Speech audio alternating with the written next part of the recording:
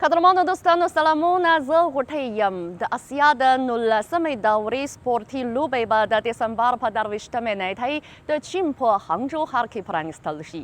نن ورځ د دغو لوبو او د معلولینو د اسیایي لوبو د داوطلبانه چارو د پایل مراسم د دغه ښار د زهجیang پوهنتون د زیجینګان پوهنځي په لوبغالي کې ترسره شول.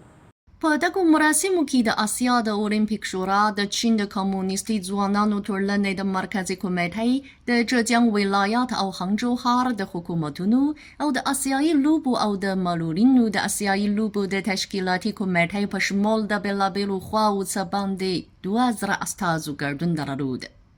د معلوماتو له مخې څه باندې 30,000 او 600 تنه چیني او بهرني داوطلبان به د دغو لوبو او د معلولینو د اسیایي لوبو په ترڅ کې د مراسمو، فعالیتونو او څېړنیو د ترسره کولو، نندارچیانو او خبري رسنیو ته د خدمت کولو، لوجستیک تامینولو، ترانسپورت او ترافیک، تشکیلاتو او ادارې او تشریفاتو په شمول بېلابېلو برخو کې کار او خدمات وکړي.